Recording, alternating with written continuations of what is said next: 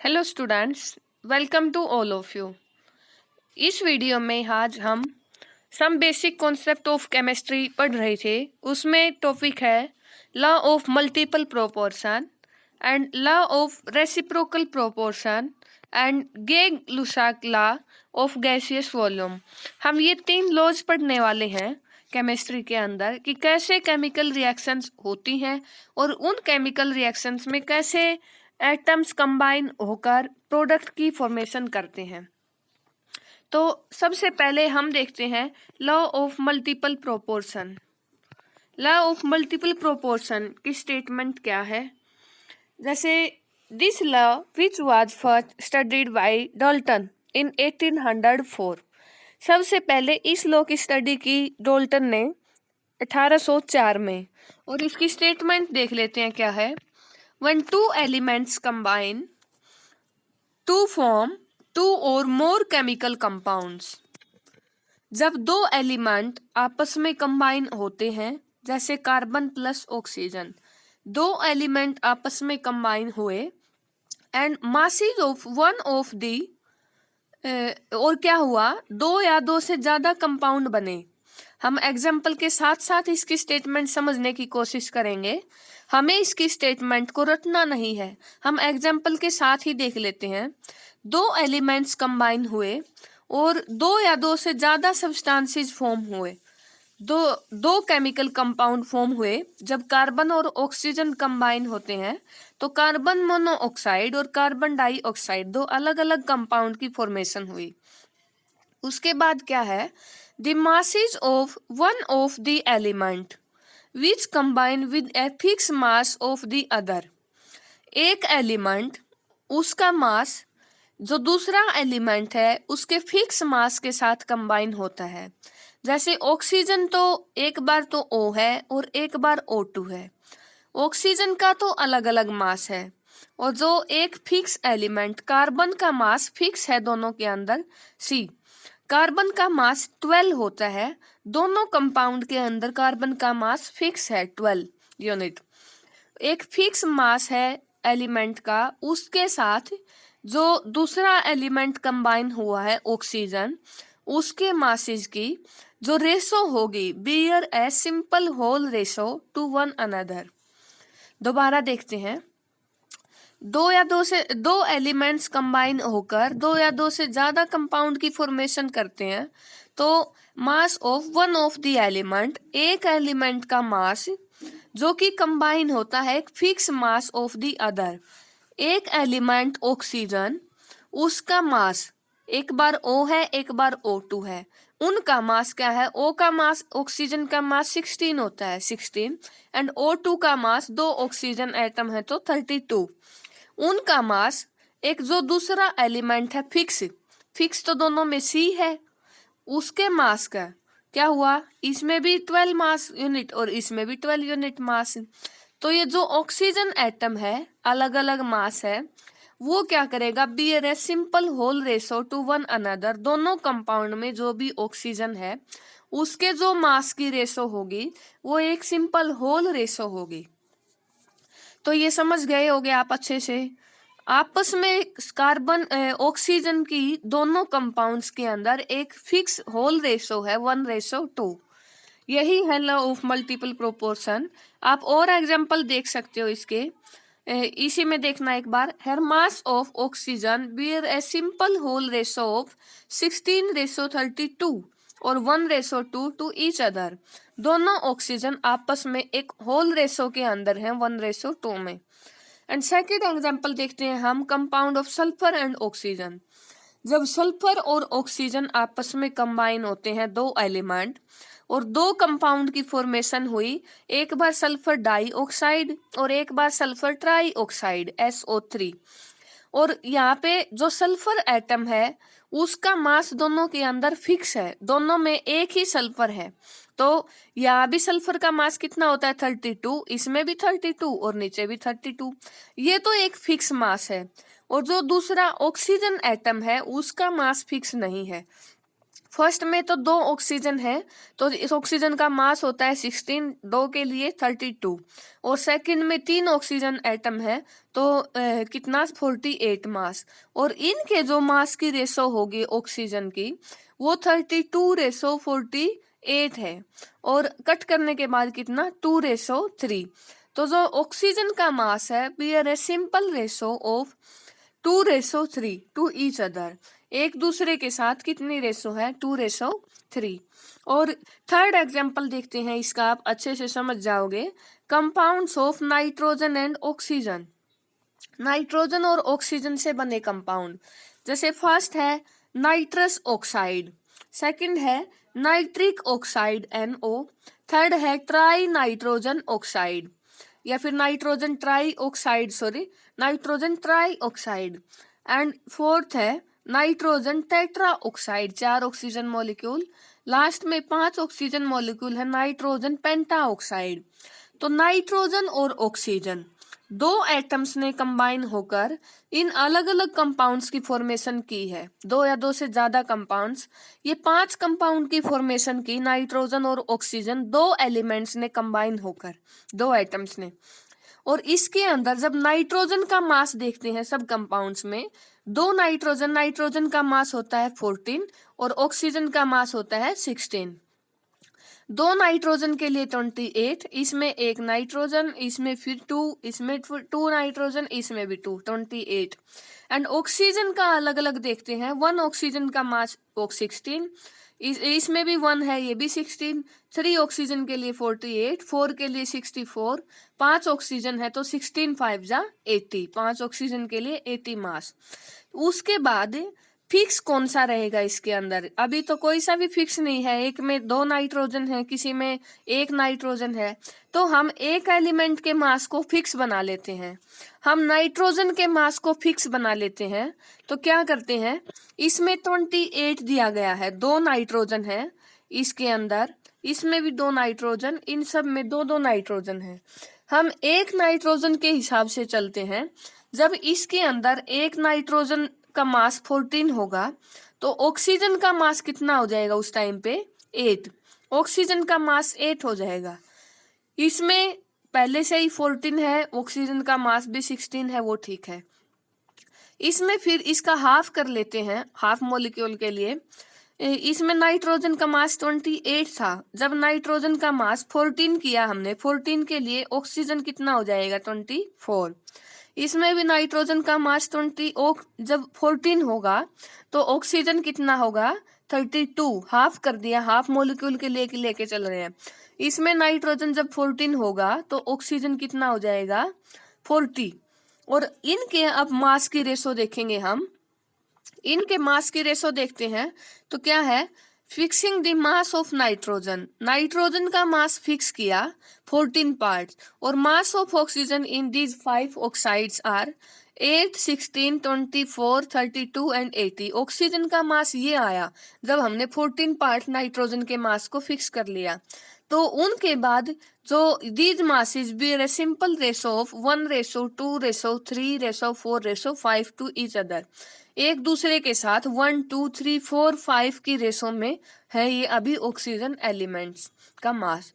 तो स्टूडेंट्स, ये था law of multiple proportion. I hope आपको ये अच्छे से समझ आया होगा। उसके बाद हम पढ़ते हैं लॉ ऑफ रेसिप्रोकल प्रोपोर्शन। अब इसकी स्टेटमेंट देखते हैं। लॉ ऑफ रेसिप्रोकल प्रोपोर्शन क्या कहता है?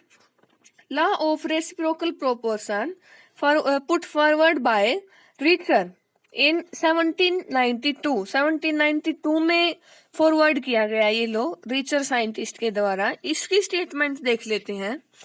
The ratio of masses of two elements, ratio of masses of two elements, 2 element है हमारे पास ए और बी, उनके मास की रेशो। जैसे 2 एलिमेंट, हम साथ ही साथ एग्जाम्पल पढ़ते हैं। 2 एलिमेंट हैं जैसे कार्बन और ऑक्सीजन, 2 एलिमेंट के जो मास की रेशो है, कार्बन का मास कितना 12, और कंपाउंड बना इन दोनों को मिला के CO2 कार्बन डाइऑक्साइड 12:32, मास की रेशो हुई 3:8। Ratio of masses of 2 elements A and B, which combine separately with a fixed mass of the third element C। जो तीसरा एलिमेंट है C वो हाइड्रोजन है। तो ये जो A और B एलिमेंट है, ये A ये B, ये A और B एलिमेंट किसी तीसरे एलिमेंट C के साथ कंबाइन होते हैं और प्रोडक्ट की फॉर्मेशन हुई CH4 मीथेन और H2O वाटर।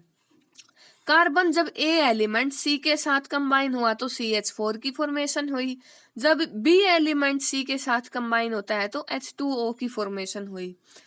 फिर क्या है, either the same or some simple multiple of the ratio of masses in which A and B combine directly with each other।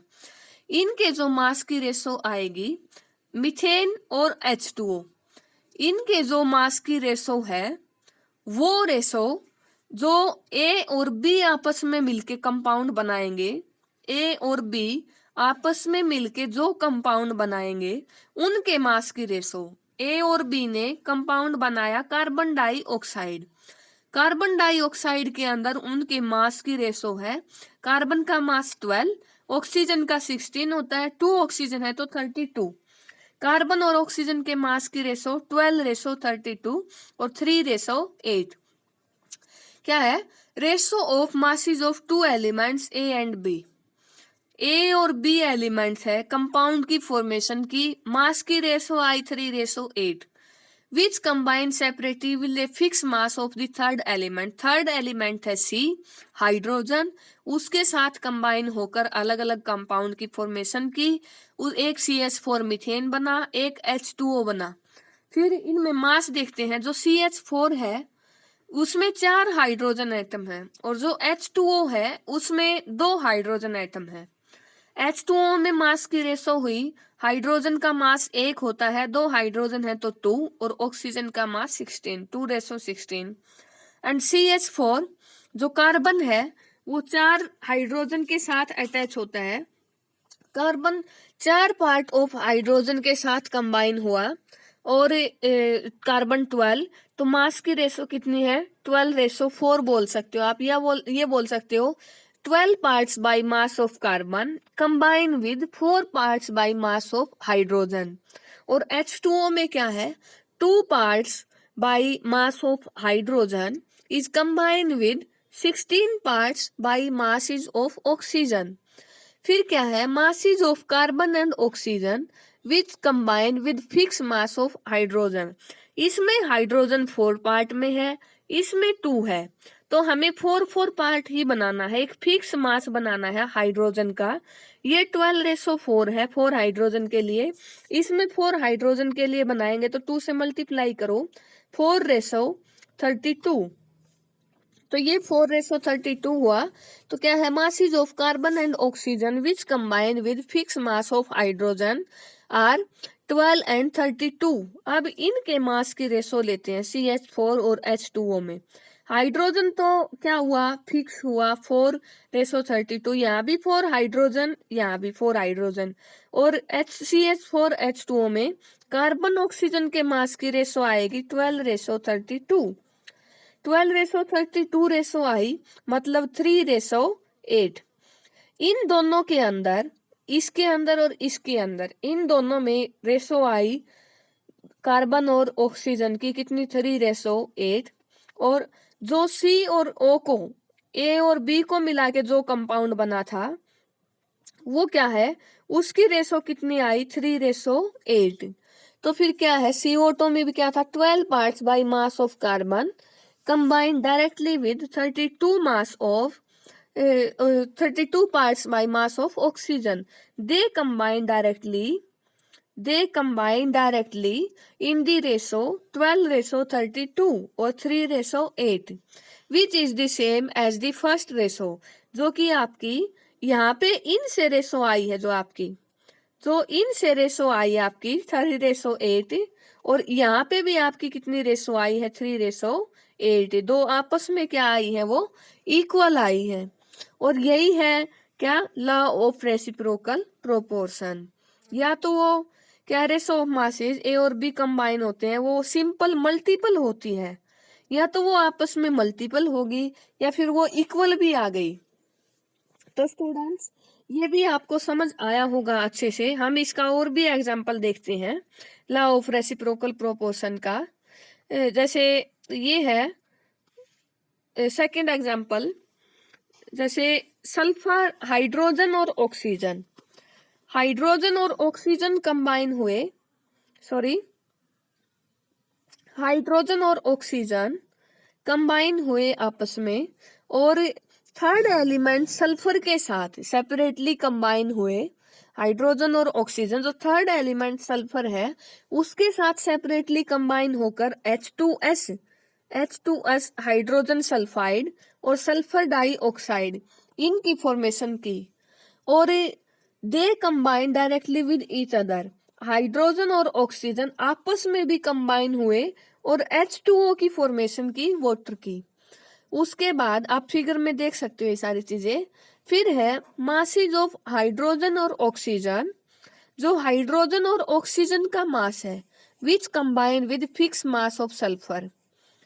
का हाइड्रोजन और ऑक्सीजन का मास जो सल्फर के साथ कंबाइन होता है वो है 32 पार्ट्स आर 2 and 32।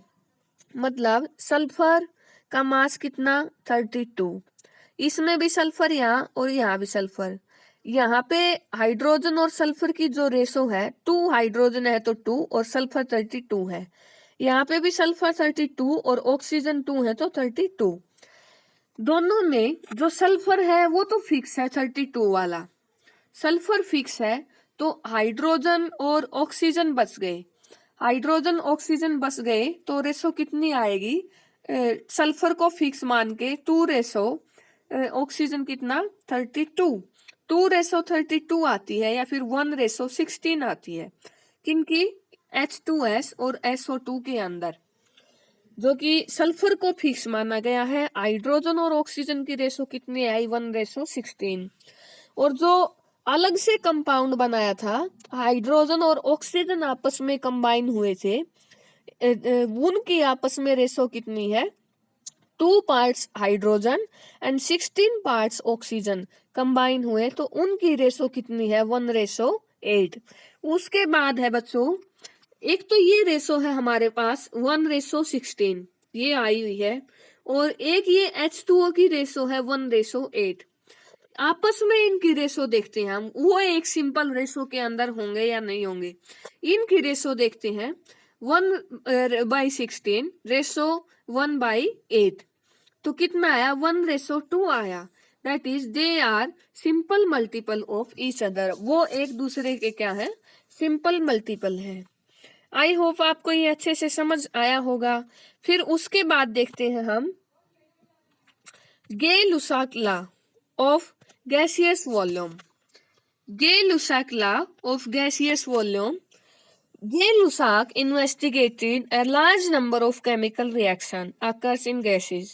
Gases के अंदर बहुत सारी chemical reactions होती हैं। गे-लुसाक जो साइंटिस्ट है उसने गैसियस की इन जो रिएक्शंस है, केमिकल रिएक्शंस, उनको स्टडी किया। As a result of his experiment, Gay-Lussac found that there exists a definite relationship among the volumes of the gaseous reactant and product. उसने क्या पाया एक्सपेरिमेंट के अंदर, जो रिएक्टेंट की वॉल्यूम है, गैसियस रिएक्टेंट की वॉल्यूम है, और जो गैसियस प्रोडक्ट की वॉल्यूम है, वो एक डेफिनेट रिलेशनशिप के अंदर है, एक फिक्स रिलेशन। और 1808 में उसने क्या किया, जो जनरलाइजेशन किया उसने, उसी को किसके नाम से जाना, फिर उसने आगे फॉरवर्ड रखी अपना ये जनरलाइजेशन, तो उसी को क्या बोला फिर बाद में, गे-लुसाक लॉ ऑफ कंबाइनिंग वॉल्यूम। उसकी स्टेटमेंट देखते हैं अच्छे से। जैसे when gases react together they always do so in volume. जब भी गैसेज रिएक्ट करती हैं आपस में, when gases react together they always do so in volume which bear a simple ratio to one another। जब गैसेज रिएक्ट करती हैं तो they always do so in volume। Gaseous reactant आपस में रिएक्ट हुए तो वो आपस में क्या करते हैं, एक सिंपल रेशो के अंदर ही वो कंबाइन हुए, and the volume of the product and जो प्रोडक्ट की वॉल्यूम है वो भी आपस में एक सिंपल रेशो के अंदर होंगे if these are also gases. लेकिन कंडीशन क्या है, प्रोडक्ट भी हमारे क्या बनने चाहिए, गैसेज गैसियस स्टेट में ही बनने चाहिए, provided all measurement of the volume are done. लेकिन एक कंडीशन ये है, similar condition of temperature and pressure, जो टेम्परेचर और प्रेशर है वो हमारा कांस्टेंट हो, वो चेंज ना हो। मतलब दोबारा देख लेते हैं, जब गैसेज रिएक्ट की आपस में, जो रिएक्टेंट है वो गैसियस स्टेट में है, गैसेज आपस में रिएक्ट हुई, they always do so in volumes, जो उनकी वॉल्यूम होगी वो जो रिएक्टेंट की वॉल्यूम है, जैसे H2 plus Cl2 hydrochloric acid बना, यहाँ पे वन वॉल्यूम H2 की कंबाइन हुई किसके साथ, वन वॉल्यूम Cl2 के साथ, और जो हाइड्रोक्लोरिक एसिड बना है उसकी कितनी वॉल्यूम बनी है, 2 वॉल्यूम फिक्स। और वॉल्यूम की यूनिट आप ml या लीटर में ले सकते हो यहाँ पे। तो जब भी गैसेज रिएक्ट हुई, वन वॉल्यूम इसका कंबाइन हुआ वन वॉल्यूम Cl2 के साथ और 2 वॉल्यूम बना, वो हमेशा रिएक्टेंट और प्रोडक्ट आपस में एक फिक्स रेशो के अंदर होंगे, वो एक फिक्स रेशो में होंगे। लेकिन एक कंडीशन तो क्या है कि वो रिएक्टेंट और प्रोडक्ट गैसियस स्टेट में ही हो, और दूसरा ये है कि टेम्परेचर और प्रेशर हमेशा उसमें फिक्स रखना पड़ेगा, टेम्परेचर और प्रेशर को हम चेंज नहीं कर सकते हैं। तो उनकी जो आपस में कंबाइन होने की जो वॉल्यूम होगी वो हमेशा फिर क्या रहेगी, एक सिंपल रेशो के अंदर होगी। या फिर आप ये देख सकते हो, जैसे नाइट्रोजन प्लस हाइड्रोजन, नाइट्रोजन और हाइड्रोजन कंबाइन होकर अमोनिया गैस की फॉर्मेशन हुई, और जैसे वन वॉल्यूम नाइट्रोजन कंबाइन होगा हमेशा 3 वॉल्यूम हाइड्रोजन के साथ, और जो प्रोडक्ट बनेगा गैसियस स्टेट में वो 2 वॉल्यूम अमोनिया बनेगा। या फिर आप ऐसे कर सकते हो, इस पूरी इक्वेशन को जब 2 से मल्टीप्लाई करते हो, 2N2 प्लस 6H2 गैस, और बनेगा क्या, 4NH3 अमोनिया गैस। मतलब जब 2 वॉल्यूम नाइट्रोजन की अगर कंबाइन होगी किसके साथ, 6 वॉल्यूम हाइड्रोजन के साथ, और जो प्रोडक्ट बनेगा वो बनेगा 4 वॉल्यूम अमोनिया, 4 वॉल्यूम अमोनिया बनेगा। तो स्टूडेंट्स ये है gaseous law, Gay Lussac law of gaseous volume, कि जो भी under similar condition of temperature and pressure, temperature और प्रेशर की कंडीशन हमेशा सेम रहे, तो जो कॉम्बिनेशन है उनकी वॉल्यूम्स का वो हमेशा फिक्स रहेगा, और जो रिएक्टेंट और प्रोडक्ट है वो क्या हो, फिक्स गैसियस स्टेट में ही बने। तो इसमें जो सिंपल रेशो आई इनके वॉल्यूम की, जो सेकंड रिएक्शन है उनके वॉल्यूम की जो रेशो आई है 1:3:2, और जो फर्स्ट रिएक्शन है उसमें क्या है कि जो रेशो आती है इनके, तो वो क्या है 1:1:2, एक सिंपल रेशो के अंदर आते हैं, ये एक सिंपल होल रेशो टॉलरेट करते हैं ये सब्सटेंसेस। और वॉल्यूम की यूनिट मैंने क्या बताया यहाँ पे, ml और लीटर। तो ये थे गाइज हमारे तीनों लॉज, और 2 लॉज हम पिछले वीडियो में पढ़ चुके हैं, law of conservation of mass and law of constant proportion या लॉ ऑफ डेफिनेट प्रोपोर्शन। आप वो ये वीडियो देख सकते हो। ये हमारे 5 लॉज हुए कंप्लीट। नेक्स्ट वीडियो में हम लेके आएंगे Dalton atomic theory and its limitation and modified Dalton atomic theory and Avogadro hypothesis.